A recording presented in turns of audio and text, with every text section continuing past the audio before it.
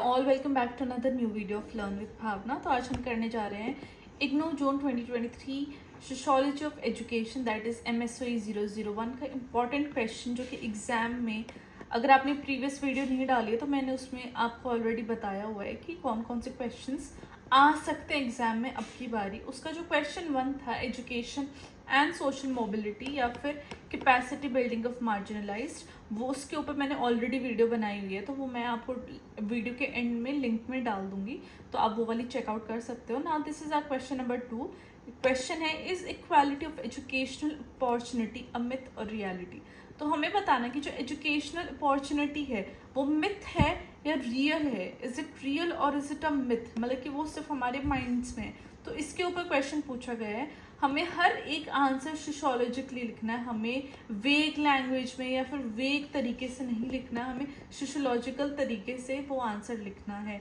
इसलिए मैं ये आपको वीडियोस प्रोवाइड कर रही हूँ ताकि आप अपने एग्जाम में थोड़ा बहुत इस हद तक लिख पाओ and you can get at least like good marks. 80-70% तक आपके अच्छे मार्क्स आ सके।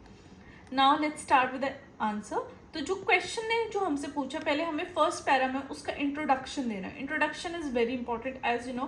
First para intro, then your body and the last para comes of conclusion. तो फर्स्ट पैरा मैंने जो स्टार्ट किया है वो मैंने इंट्रो से स्टार्ट किया है, जिसमें कि मैंने बताया कि जो इक्वालिटी ऑफ एजुकेशनल अपॉर्चुनिटी है वो मिथ है या रियलिटी है, जो कि एक कॉम्प्लेक्स इशू है। हम उसको ना ही मिथ बोल सकते हैं डायरेक्टली, ना ही रियलिटी बोल सकते हैं। वो एक बहुत कॉम्प्लेक्स इशू है, एक बहुत कॉम्प्लेक्स टॉपिक है। और जब हम इंडिया की बात करते हैं तो वो और ज़्यादा कॉम्प्लेक्स हो जाता है वो वाला इशू।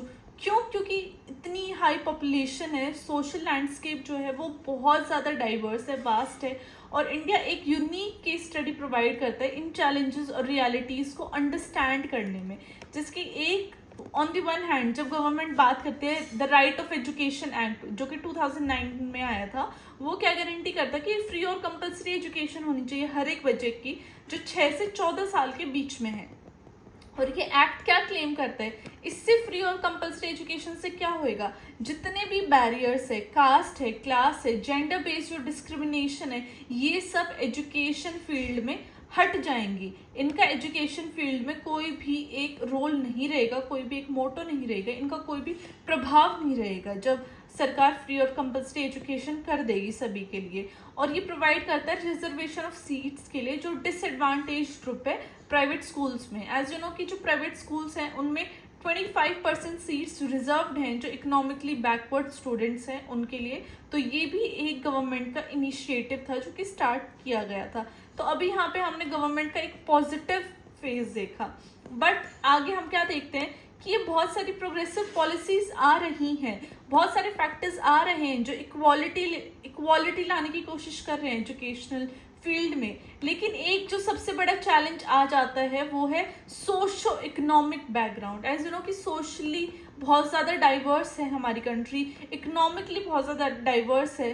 लेकिन इकोनॉमिकली अगर आप देखोगे कि जो कि मेजर जो सेक्शन है पॉपुलेशन का वो अंडर पॉवर्टी है, वो पॉवर्टी में ही लिव कर रहे हैं। इसलिए जो इकोनॉमिक इनक्वालिटीज़ है ये डायरेक्टली इम्पैक्ट कर देती हैं एजुकेशनल अपॉर्चुनिटीज़ को, क्योंकि जो चिल्ड्रन है लो इकोनॉमिक फैमिली बैकग्राउंड से, उनको वो quality education, quality schools, resources, educational support system वो नहीं मिल पाता है। ये तो कॉमन सेंस ही बात है। एक जो बहुत वेल्दी फैमिली से जो बच्चा आता है वो मल्टीपल स्कूल्स में, मल्टीपल ट्यूशन पे जाएगा, वो एक बहुत वेल स्पोकन अच्छे स्कूल में जाएगा जहाँ पे उसको टीचर्स बहुत अच्छे मिलेंगे, उसकी बहुत अच्छी मिलेगी, क्लासमेट्स बहुत अच्छे मिलेंगे, राइट। बट एक जो लोअर इकोनॉमिक्स स्ट्रेटस से जो स्टूडेंट जाता है वो अपने ही टाइप के माहौल में ही रहेगा, तो उसकी जो ग्रोथ है वो बहुत लिमिटेड हो जाती है। तो इसमें मैंने इस क्वेश्चन में ये चीज़ पुट अप की है कि जो एजुकेशनल अपॉर्चुनिटी है वो रियल में मिथ है या रियलिटी है। तो ये सारे फैक्टर्स जब आ जाते हैं तो वो रियलिटी को भी कहीं ना कहीं मिथ में कन्वर्ट कर देते हैं, राइट। आई होप आपको अभी तक समझ में आया हो यहाँ तक ये वाला क्वेश्चन। अब देखो एग्जाम्पल्स, आप जितने भी एग्जाम्पल्स दोगे अपने आंसर्स में, जितने भी आप सोशियोलॉजिस्ट के नेम मेंशन करोगे, उनके वर्क को मेंशन करोगे, आप उतने ही ज़्यादा मार्क्स फेच करोगे। जैसे कि अब यहाँ पे एग्जाम्पल है, आप अपने आंसर शीट में भी आप इसको ज़रूर अंडरलाइन करना। आप चाहे तो पेंसिल या फिर ब्लैक पेन ज़रूर लेके जाना, और जितने भी इंपॉर्टेंट पॉइंट्स आपके आंसर्स में उसको अंडरलाइन करना, ज़रूर मेंशन करना, because this will get you more marks. हाँ, एग्जामिनर को लगेगा कि इस पर्सन को पता है, स्टूडेंट को पता है कि क्या इंपॉर्टेंट है क्वेश्चन में, राइट। तो ये रहा अंडरलाइनिंग के बाद। अब एग्जाम्पल में मैंने क्या बताया कि जैसे रूरल एरिया इंडिया का, उसमें बहुत सारे रिसोर्स कंस्ट्रेंट है, काफ़ी सारे रिसोर्स नहीं बच्चों को प्रोवाइड किए जाते या नॉर्मल पीपल को प्रोवाइड नहीं किए जाते। उनमें से एक आ जाता है शॉर्टेज ऑफ स्कूल्स या shortage of good schools, right. अब उसमें लैक ऑफ क्वालिफाइड टीचर्स, इतने अच्छे टीचर्स भी नहीं होते हैं, और रूरल एरियाज में टीचर्स जाना पसंद भी नहीं करते हैं। टीचर्स ऑल्सो वांट कि वो मेट्रोपॉलिटन सिटीज में जाए, बच्चों के साथ उनको ज़्यादा डील ना करना पड़े, बच्चों के साथ ज़्यादा मेहनत ना करनी पड़े, राइट। इनएडिक्वेट इंफ्रास्ट्रक्चर होते हैं, बैठने को बेंच नहीं होते, फैन नहीं होते हैं, शॉर्टेज ऑफ एजुकेशनल मटीरियल्स होता है। इन सब से क्या होता है, कॉम्प्रोमाइज लर्निंग एनवायरनमेंट बन जाता है। पॉजिटिव लर्निंग एनवायरनमेंट नहीं बनता है, बल्कि एक नेगेटिव हो जाता है, जिसमें अपॉर्चुनिटीज बहुत लिमिट हो जाती है स्टूडेंट्स के लिए, राइट। अब जो ये जितनी भी मार्जिनलाइज कम्युनिटीज है, जैसे कि दलित्स हो गए, जिनको पहले अनटचेबल्स बोलते थे, now they are called Dalits, और ट्राइबल कम्युनिटीज हैं, इनमें भी बहुत ज़्यादा डिस्क्रिमिनेशन फेस की जाती है, जिसमें कि एक्सक्लूजन, उनको स्कूल में इंक्लूड ना करना, स्कूल में बैठने ना देना, क्लास में नहीं बैठने देना, उनको काबिल ना समझना एजुकेशन के लिए। तो ये सारी चीज़ें इंडिया में अभी भी देखी जाती है इन रूरल एरियाज। ये बहुत ज़्यादा हिंडर कर देती है क्वालिटी एजुकेशन को एक्सेस करने में फॉर दीज पीपल। अब जेंडर डिस्पैरिटी, ये तो बहुत कॉमन है, और ये तो सालों से चलता है इंडिया में, और बहुत जगह पे अभी आप बोलोगे कि नहीं अब तो नहीं होती है, but if you go through the data, अभी भी फीमेल को बहुत कम एजुकेशन एक्सेस होती है, बहुत कम एजुकेशन ग्रांट होती है via their family. Though government is doing good, government has provided like equal opportunity to education, but जब फैमिली ही ना अलाउ करे, then what, right? अब जेंडर डिस्पैरिटी की हम बात करते हैं एजुकेशन में, वो भी एक बहुत बड़ा चैलेंज है इंडिया में। तो इसमें हमने क्या देखा कि जो इंक्रीजिंग गर्ल्स एनरोलमेंट है स्कूल में, तो इससे जेंडर बेस्ड डिस्क्रिमिनेशन और सोशल नॉर्म है, ये अभी भी परसिस्ट करते हैं। ये नहीं है कि जेंडर बेस्ड डिस्क्रिमिनेशन कम हो गया है, सोशल नॉर्म्स कम हो गए हैं, वो उतने ही हैं।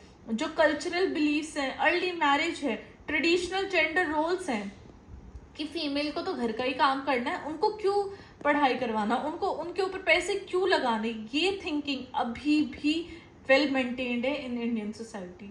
अब जो ये चीज़ है, ये बहुत ज़्यादा पर्टिकुलर है in rural and conservative areas. अब गर्ल्स जो ये वाले बैरियर्स फेस करते हैं, जैसे कि सेफ्टी कंसर्न्स हो गए, लैक ऑफ सैनिटरी फैसिलिटीज़ हो गई स्कूल्स के अंदर, और लिमिटेड सपोर्ट हो गया फ्रॉम बियॉन्ड प्राइमरी और सेकेंडरी लेवल, मतलब कि उनको नर्सरी केजी में भेज देंगे, 5th क्लास तक भेज देंगे, उसके बाद नहीं भेजेंगे, राइट। तो सेकेंडरी लेवल तक भी उनका सपोर्ट उनको नहीं मिल पाता, then how would they continue the education. ये सारे फैक्टर्स कंट्रीब्यूट करते हैं जिससे कि drop out rates among girls is very high. अब ये एक और एग्जांपल दिया है जेंडर डिस्पैरिटी का एजुकेशन में in the state of Bihar, जहाँ पे जेंडर गैप इन लिटरेसी और एनरोलमेंट रेट्स बहुत ज़्यादा डिफरेंस है उसमें। बल्कि जो गवर्नमेंट इनिशिएटिव तो ले रही है, जहाँ पे बिहार एजुकेशन प्रोजेक्ट हो गया, गर्ल्स एजुकेशन कंटिन्यू कर रही है, फिर भी चैलेंजेस, क्योंकि कल्चर में या फिर जो सोसाइटी है उनके एटीट्यूड में कोई भी चेंज नहीं है। Early marriage, limited economic opportunities, safety concerns impeded girls access to education and restrict their educational opportunities, right. अब एक और क्या देखा जाने लग गया कि जो रिजर्वेशन सिस्टम है इंडिया में, उसने वो इस तरीके से डिज़ाइन किया था कि जो सोशल इंक्लूजन है वो पॉजिटिवली आए, लेकिन उसका हमने क्या देखा, उसका बोथ साइड इफेक्ट देखने को मिला, पॉजिटिव भी एंड नेगेटिव भी। जो रिजर्वेशन पॉलिसीज बनी थी वो किसके लिए बनी थी, जितने भी डिसएडवांटेज ग्रुप्स हैं, जो मतलब कि हिस्ट्री से भी या फिर जो पीढ़ी दर पीढ़ी जो बिल्कुल डिसएडवांटेज है, जिनके पास कोई भी अपॉर्चुनिटीज़ नहीं है, राइट, उनके लिए ये सारी रिजर्वेशन पॉलिसीज़ बनाई थी। उसमें SCs, STs, other backward class, ये सब उसमें आ गए थे, ये सब मेंशन किए गए थे। बट आगे क्या देखने को मिला कि इसमें भी बहुत सारी चेंजेस देखने को मिले। कैसे चेंजेस कि रिजर्वेशन पॉलिसीज इम्प्लीमेंट तो कर दी, लेकिन ये बहुत ज़्यादा कंट्रोवर्शियल हो गई। उनकी इफेक्टिवनेस या फिर उनकी जो अनइंटेंडेड, जो सोचे नहीं गए थे कॉन्सिक्वेंसेस, उनसे डील करना, वो गवर्नमेंट ने एक बार भी नहीं सोचा। They implemented it for the sake of implementation, right. बोलते हैं ना, बहुत सारी पार्टीज बोलते हैं अरे वोट के लिए कर दिया, वोट के लिए कर दिया। तो ये एक क्वेश्चन आ गया कि whether that was really a successful one, या फिर वो सिर्फ इम्प्लीमेंट करने के लिए इम्प्लीमेंट कर दी। अब बहुत सारे क्रिटिक्स भी हैं जो आर्ग्यू करते हैं कि जो रिजर्वेशन पॉलिसीज हैं उन्होंने बहुत सारी अपॉर्चुनिटीज़ की हैं मार्जिनलाइज ग्रुप के लिए, जो ग्रुप्स लेस रिसोर्सेज थे, जिनके पास, जो बिलो द पॉवर्टी लाइन थे, या फिर जो इकोनॉमिकली वीक थे, पॉलिटिकली वीक थे, सोशली वीक थे, और ये फुल्ली एड्रेस नहीं करते ये स्ट्रक्चर इनक्वालिटीज़ को, राइट। अब जो ये क्वालिटी एजुकेशन है, इकोनॉमिक डिसएडवांटेजेस है, सोशल स्टिग्मेटाइजेशन है, ये कंटिन्यू करते हैं एजुकेशनल आउटकम्स को इम्पैक्ट करने में of marginalised communities as I mentioned above, कि ये वो कम्युनिटीज़ होती हैं जो रिसोर्सेज लैक करती हैं। अब ऐसी रिजर्वेशन पॉलिसीज आ गई जिनको बहुत ज़्यादा क्रिटिसाइज किया गया, और इन्होंने एक सेंस ऑफ डिपेंडेंसी ला दी। ऐसे स्टीरियोटाइप्स इन्होंने क्रिएट कर दिए जिन्होंने ट्रू इक्वालिटी ऑफ अपॉर्चुनिटी लाने में मिस किया। ट्रू लेवल ऑफ इक्वालिटी या इक्वालिटी ऑफ अपॉर्चुनिटी नहीं आई थी, वो सिर्फ डॉक्यूमेंट बेसिस पे वो इक्वालिटी क्रिएट की गई थी ना। एक क्रूशियल फैक्टर है जो कि कंसिडर किया जाता है क्वालिटी ऑफ एजुकेशन में, जब हम एजुकेशन एक्सेस की बात करते हैं, वो क्या है कि जो क्वालिटी ऑफ एजुकेशन में डिस्पैरिटी है, वो public school in remote areas, urban slums and marginalised communities often lack adequate infrastructure, qualified teachers and learning resources, जिससे कि रिजल्ट होता है कि जो एजुकेशनल एक्सपीरियंस है स्टूडेंट्स का वो बहुत लिमिटेड रह जाता है, अपॉर्चुनिटीज़ बहुत लिमिटेड रह जाती है, इसलिए जो स्टूडेंट्स हैं वो अपने फुल पोटेंशियल तक डेवलप नहीं कर पाते हैं। अब प्राइवेट स्कूल्स की जब हम बात करें तो प्राइवेट स्कूल्स में जैसे कि हमने देखा कि अफ्लुएंट सेक्शन ऑफ सोसाइटी आता है, मतलब कि a good section of society जो कि अच्छी फीस पे करते हैं, है ना। रिच क्लास जिसको हम बोलते हैं, एलिट क्लास हम जिसको बोलते हैं, वो आते हैं जिनको सुपीरियर इंफ्रास्ट्रक्चर प्रोवाइड किया जाता है, को extreme qualified teachers, advance curriculum, extra curricular activities, मतलब कि जिन चीज़ों का एक नॉर्मल स्टूडेंट ने जो चीज़ देखी भी ना हो वो सारी चीज़ें प्रोवाइड की जाती है। तो ये जो डिवाइड बन जाता है ना प्राइवेट और पब्लिक स्कूल में, इससे जो गैप है एजुकेशनल अपॉर्चुनिटीज़ का वो बहुत ज़्यादा वाइड हो जाता है, उससे इनइक्वालिटीज़ और भी ज़्यादा बढ़ जाती है। तो ये सारी चीज़ें हमने देखी, जिसमें कि हमने बात की प्राइवेट पब्लिक स्कूल के बीच में जेंडर हो गया, सोशो इकोनॉमिक बैकग्राउंड हो गया, स्लम एरियाज हो गए, रूरल एरियाज हो गए, ये सारे पॉइंट्स मेंशन करके लास्ट में I have concluded this answer. Last में कंक्लूजन, चाहे आप 2 लाइन में लिखो लेकिन कंक्लूजन ज़रूर प्रोवाइड करो, और जैसे कि इन कंक्लूजन है इसको अच्छे से ब्लैक पेन या पेंसिल से अंडरलाइन करो ताकि एग्जामिनर को पता चले that you have concluded your answer. तो इससे आपको एग्जामिनर चाहे half mark extra they but आपको इन पॉइंट्स के मार्क्स ज़रूर मिलेंगे। तो इन कंक्लूजन में मैंने वही बताया है कि जैसे कि सरकार बहुत सारे एफर्ट्स लगा रहे हैं ताकि एजुकेशनल अपॉर्चुनिटी इंडिया में आए, लेकिन चैलेंजेस बहुत सारे हैं। फर्स्ट तो सोशो इकोनॉमिक डिस्पैरिटी ही आ गई, रिजर्वेशन सिस्टम में कॉम्प्लेक्सिटी होना, और ये जो इक्वालिटी अचीव करने की बात करते हैं इसमें क्या है, स्ट्रक्चरल चैलेंजेस इतने हैं जिससे कि क्वालिटी एजुकेशन इम्प्रूव होनी थोड़ी सी मुश्किल है फॉर मार्जिनलाइज कम्युनिटीज़, क्योंकि उसके अंदर कॉम्प्लेक्स सिस्टम, जितना सिस्टम कॉम्प्लेक्स होएगा उतनी डिफ़िकल्टीज बढ़ेंगी। So it is very important कि सिस्टम को ईज किया जाए और चीज़ों को इतना कॉम्प्लेक्स ना किया जाए, जो मेन पॉइंट्स हैं उनके ऊपर फोकस किया जाए। और ये नेसेसिटी है आज के टाइम पे कि इक्वल एजुकेशन सबको मिले, सब बच्चे अच्छे से पढ़ें, और ना कि बस इक्वल लेकिन क्वालिटी एजुकेशन मिलना बहुत इम्पॉर्टेंट है आज के टाइम पे, irrespective of their social background. तो ये था आज का answer. I will provide you with more answers. तो हमारे 2 आंसर्स ऑलरेडी हो चुके हैं, next answer will be coming soon, तो जब तक के लिए आप ये पढ़िए। और मैं प्रीवियस वीडियो है वो मैं एंड में डिस्क्रिप्शन में उनका लिंक प्रोवाइड कर दूंगी, तो जाके वो ज़रूर देखना, right? That will help you in your exams. तो all the best for exams. I will be coming up with the new video very very soon. Till then like share and subscribe भर भर के कीजिए, share भी कीजिए अपने friends के साथ ताकि उनकी भी हेल्प हो सके। And I will meet you very very soon. Till then bye bye, take care, study well, study hard.